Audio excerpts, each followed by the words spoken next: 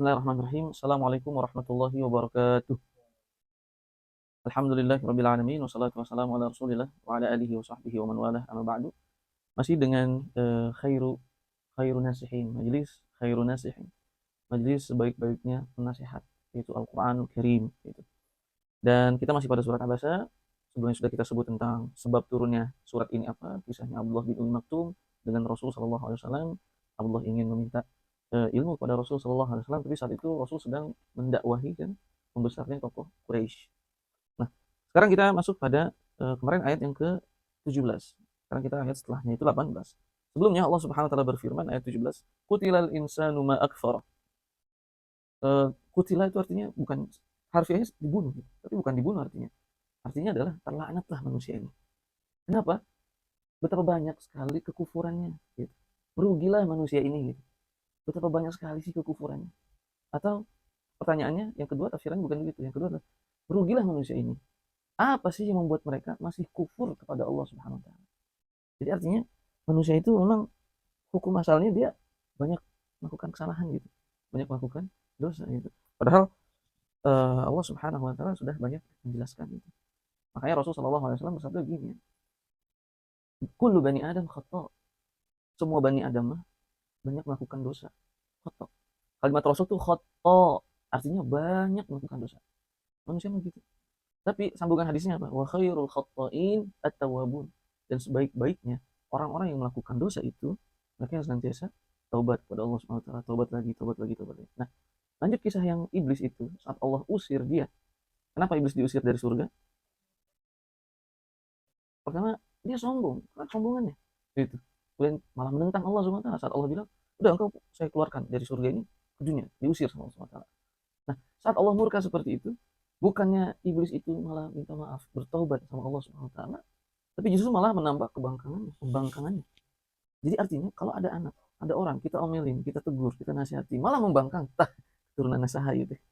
Gitu. Jadi iblis kayak gitu. Allah murka, Allah usir, bukan ya Allah ampuni dosaku, ya Allah ampuni dosaku. Karena kata Rasul, namanya Bani Adam, ini bukan jin, ini Bani Adam. Pelaku dosa. Tapi kalau kita melakukan dosa, dia minta maaf, gitu kata Rasul. Sebaik-baiknya mereka yang melakukan dosa, dia yang bertaubat kepada Allah Subhanahu wa taala, kan gitu. Nah, iblis mah enggak, malah nantangin.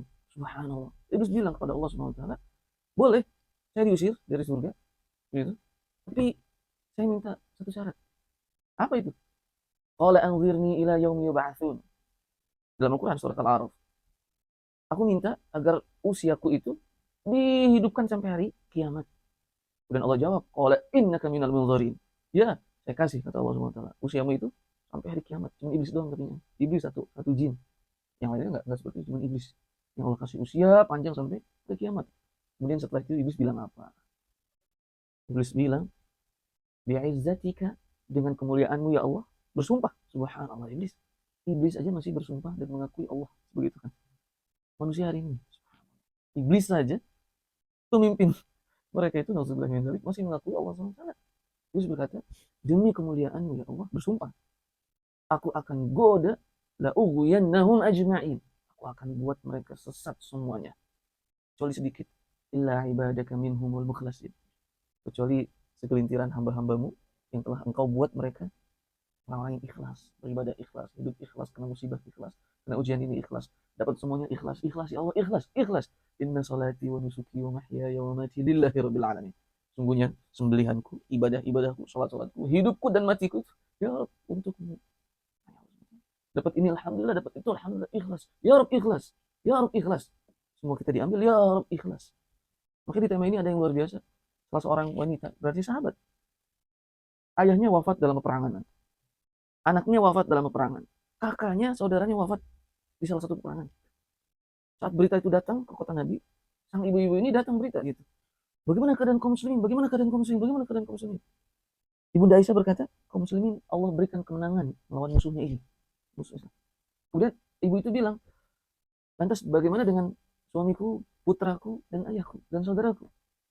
Ibunda Aisyah ingin bilangnya seperti apa? Dia bilang, mereka semua syahid.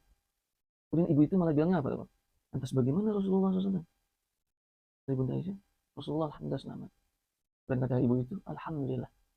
Kullu musibatin ba'dahu jalal. Apa maksudnya? Alhamdulillah.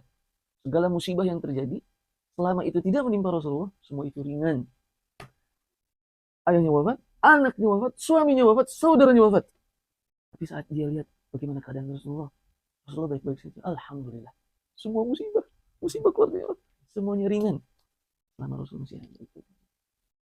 Nah, kita ini mestinya seperti itu. Semua musibah ringan, yang penting syariat Islam terjaga. Yang penting sunnah Rasulullah SAW terjaga. Nama baik Rasulullah SAW terjaga. Itu ringan semua musibah ya Allah. Makanya di hari akhir, dalam hadis yang diriwayatkan oleh Imam Muslim, saat Allah perlihatkannya pahala, pahala sangat indah luar biasa. Semua manusia bertanya-tanya, pahala indah ini, pahala besar ini milik siapa? Semua berkeinginan agar mereka mendapatkan pahala itu. Tiba-tiba dikatakan, mana mereka-mereka yang banyak ujiannya di dunia, kemudian mereka mau bersabar. Mana mereka? Ini pahalanya. Kemudian akhirnya orang-orang manusia saat itu bilang sama Allah SWT agar diizinkan barang sesaat hidup lagi di dunia, cuma ingin kena musibah. Agar dia kena musibah, kemudian dia mau sabar, kemudian mendapatkan pahala ini saat kembali lagi ke akhirat. Ya. Orang yang di hari akhir saat melihat besarnya pahala, orang yang kena musibah, kemudian dia mau sabar. Nanti mereka ingin minta lagi kembali ke dunia, baru nanti Allah, oh saya kembalikan saya ke dunia. Sesaat itu. Agar saya kena ujian, kena celaka, kena apa dan seterusnya. Dan saya mau bersabar. Sampai disebutkan ada Abdullah bin Abbas itu bilang begini pada Imam Atha. Imam Atha generasi tabi'in. Rasulullah SAW sudah wafat. Kata Abdullah bin Abbas, ya Atha, maukah engkau aku tunjukkan tentang wanita yang telah dijamin masuk surga yang masih berjalan di muka bumi ini? Dan kata Imam Atha, iya, adakah itu wanita yang ahli surga tapi masih berjalan di muka bumi ini? Kemudian kata Abdullah bin Abbas, lihatlah wanita itu wahai Atha. Wanita yang berkulit hitam itu wahai Atha. Dan akhirnya Atha pun melihat, subhanallah, siapa dia? Imam Atha tidak mengenalnya. Bukan termasuk jajaran sahabat-sahabat senior Rasulullah SAW. Bukan termasuk jajaran sahabat-sahabat Rasulullah SAW yang terkenal, yang dikenal, dan seterusnya. Dan akhirnya Abdullah bin Abbas berkata, ya Atha, dia adalah seorang wanita yang pernah datang suatu hari kepada Rasulullah SAW, di mana saat itu kami sedang bersama Rasul SAW suatu hari. Kemudian akhirnya wanita itu berkata kepada Rasulullah SAW, ya Rasulullah, inni usra. Ya Rasulullah, sungguhnya aku ini kena penyakit as-sara. Penyakit as-sara itu adalah sering kesurupan, atau itu adalah penyakit ayan, sering kejang-kejang dan seterusnya. Dan wanita itu bilang, wahai Allah, ya Rasulullah, doakanlah kepada Allah Subhanahu wa taala untukku, agar Allah Subhanahu wa taala memberikan kesembuhan untukku dari penyakitku ini, dari ujianku ini. Ini adalah ujian yang sangat luar biasa bagi wanita itu. Dan akhirnya Rasulullah SAW berkata kepada wanita itu, wahai fulana, ataukah yang lain aku berikan pilihan kepadamu? Apa itu?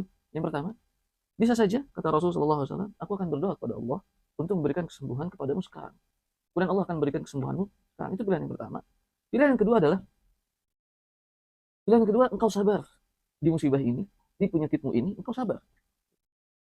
Kemudian, jika engkau sabar di balik musibahmu ini, maka Allah Subhanahu wa taala akan berikanmu surga. Engkau akan falakil jannah. Engkau akan mendapatkan surga Allah Subhanahu wa taala. Kemudian wanita itu langsung memilih tanpa ada jeda, ya Rasulullah, aku lebih memilih sabar di ujianku ini, di penyakitku ini yang memang ujian berat di kehidupannya. Aku memilih sabar untuk akhirnya aku mendapatkan surga Allah Subhanahu wa taala. Kira Rasulullah SAW pun mengiyakan pilihan keduanya wanita itu. Kemudian wanita itu pun berkata, ya Rasulullah, aku minta lagi satu hal. Apa itu? Doakanlah pada Allah Subhanahu wa taala agar saat penyakit as-sara'ku itu datang, maka auratku ini tidak tersingkap. Auratku ini tidak tersingkap, gitu. Tidak terlihat, tidak terbuka aurat. Akhirnya Rasulullah SAW pun berdoa kepada Allah Subhanahu wa taala agar saat penyakit sara' musibah ini datang ke wanita itu, maka Allah menjaga auratnya sehingga tidak terbuka lagi. Ya subhanallah. Wanita penghuni surga, kata Abdullah bin Abbas, ya atau maukah aku perlihatkan kepadamu wanita penghuni surga yang masih berjalan di muka bumi. Dialah orangnya. Wanita yang berkulit hitam, gitu. Kemudian dia sabar di ujian-ujiannya. Pelajaran yang sangat banyak bisa kita petik dari kisah ini. Yang pertama, saat Al-Abbas itu bilang wanita itu adalah wanita yang berkulit hitam di sana. Artinya apa? Namanya surga, namanya kemuliaan itu. Suatu kemuliaan bukannya hanya bisa dicapai oleh orang-orang istimewa saja. Enggak. Bukan hanya mereka yang memiliki kulit putih saja, bukan hanya mereka yang memiliki harta banyak saja, bukan untuk mereka yang memiliki jabatan saja. Kemuliaan itu bisa dicapai oleh siapapun, dan siapapun berhak untuk mendapatkan kemuliaan itu. Wanita berkulit hitam ini, Allah berikan kemuliaan untuk masuk surga, bukan karena jabatannya, bukan karena kedudukannya, bukan karena hartanya yang banyak, dan seterusnya. Karena sabar. Tidakkah kita melihat Bilal bin Rabah Rasulullah Shallallahu Alaihi Wasallam perintahkan di Fathu Makkah untuk naik ke Ka'bah, kemudian azan. Orang-orang Quraisy di bawah melihat Bilal bin Rabah, orang Afrika berkulit hitam, dia naik ke atas Ka'bah tempat mulia itu dan azan di sana. Ini menunjukkan bahwa Islam tidak mengajarkan kita ras, tidak mengajarkan kita untuk bersama, tidak ada perbedaan selama kita Muslim, Muslimah tidak ada perbedaan. Semua itu sama di mata Allah Subhanahu Wa Taala. Yang membedakan kita adalah ketakwaan kita, ketakwaan kita. Itu yang pertama. Dan yang kedua tentang pahala, tentang wanita surga itu karakternya yang berikutnya adalah dia selalu memperhatikan auratnya. Sampai dia masih ingat ya Rasulullah, kalau musibahku tiba, penyakitku itu kambuh, doakan kepada Allah agar auratku ini tidak tersingkap. Subhanallah. Itulah karakter atau ciri wanita penghuni surga yang senantiasa memperhatikan dan senantiasa selalu ingin untuk menutup auratnya. Itulah wanita penghuni surga. Auratnya tidak ingin dilihat kecuali oleh yang mahramnya saja. Tidak mudah untuk membuka aurat di khalayak orang-orang. Itulah salah satu karakter wanita penghuni surga. Dan maka semoga Allah Subhanahu Wa Taala menjadikan kita semua sebagai orang-orang yang bisa bersabar dalam ujian-ujian, orang yang bisa mengikhlaskan segala kehidupan kita kepada Allah Subhanahu Wa Taala. Saat diberikan kenikmatan kita bersyukur, saat diberi ujian kita bersabar. Allah Taala a'la wa a'lam bishawab. Subhanakallahumma wa bihamdika asyhadu an la ilaha illa anta astaghfiruka wa atubu ilaik. Wassalamualaikum warahmatullahi wabarakatuh.